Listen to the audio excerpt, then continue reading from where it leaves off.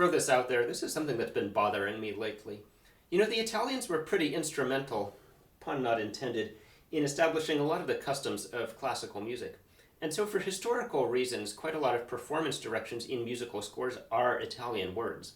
The only Italian I know is what I've picked up from musical scores, and I think a bunch of fellow musicians are going to be in the same boat. The problem is, often these words don't mean quite what we assume they mean. I remember as a kid coming upon the word pesante in the score for Antonin Dvorak's Symphony No. 8.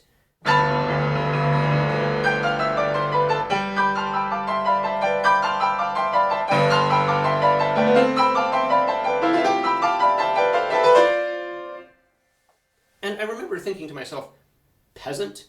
He wants the orchestra to play like peasants? What on earth would that sound like? I'll let you in on a secret. The word pesante means heavy. Or take the last movement of Beethoven's Sonata No. 2, which is marked grazioso.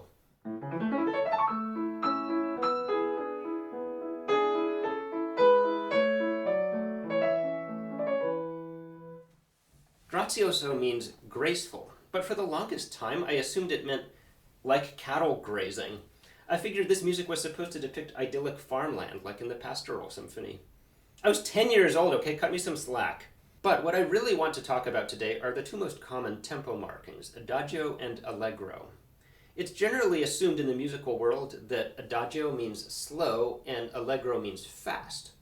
And then you get the modifiers, molto adagio, allegro mon antrupo, molto allegro, allegro vivace, and so on. But I have it on pretty good authority, by which I mean a bunch of free online Italian-English dictionaries, that allegro actually means cheerful or merry. Sometimes lively is given as a definition as well, but vivace seems to be closer to lively than allegro is. Adagio can mean slowly, although it also means softly or gently. If you wanted a word that is just plain fast, then you could use veloce, but the only place I've ever seen that is in finger exercise pieces by the likes of Czerny or Piszna. You could also say presto, which means quickly, although it also means soon, early, ahead of schedule. But in music, presto has come to imply extreme speed. In short, the words adagio and allegro, taken literally, don't just refer to a relative speed, but also to an accompanying sensation or emotion. Does this mean, then, that we've been ignoring an important dimension to composers' intentions? Well, not necessarily. If you take a look at all the allegros that have ever been written, there are quite a few of them that are anything but a vehicle for cheerfulness or merriment, and even calling them lively is kind of a stretch. The Allegro Moderato from Schubert's Unfinished Symphony is about the gloomiest allegro I've ever heard.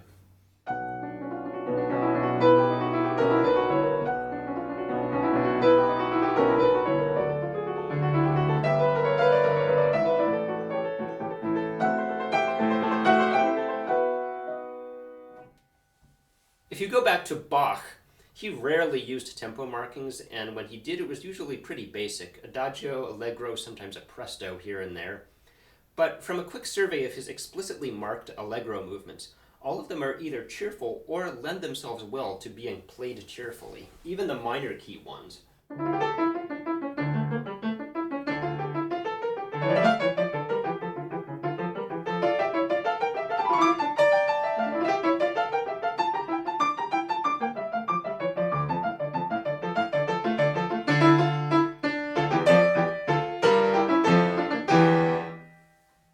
Mozart obviously knew Italian well, because all of his operas are in Italian, with the exception of the Magic Flute.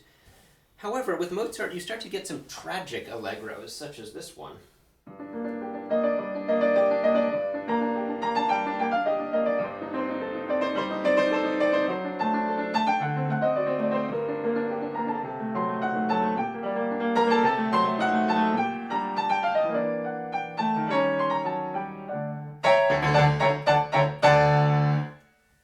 And then Beethoven, I don't know how fluent he was in Italian, but from a quick survey of his allegro movements, the only thing you can say they have in common is that they're all faster than his adagios.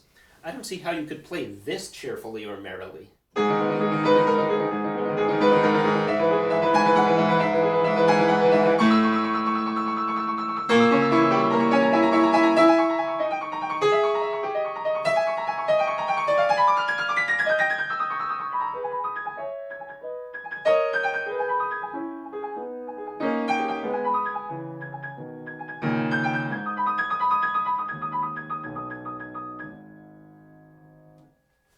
By the way, as followers of this channel know, I do not consider the printed score sacred. I see nothing wrong with doing the exact opposite of what the composer indicates, as long as it can be done convincingly. However, I do believe in making a good faith effort to understand what the composer had in mind, whether or not that's what we aim for in our own performances. And it does seem that at some point composers converged upon using the word allegro to mean simply a specific tempo gradation. Even the Italians themselves. The ominous opening to Verdi's La Forza del Destino overture is marked Allegro, agitato e presto. And it's interesting that he felt the need to include all three descriptors. I would have thought agitato would have been enough for this.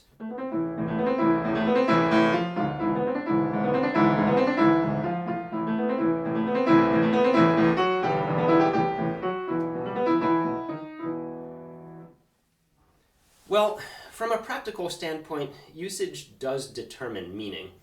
But speaking as someone who wishes that people would stop using the word literally when what they really mean is figuratively, I do think it's a shame that Allegro lost the cheerfulness over the centuries.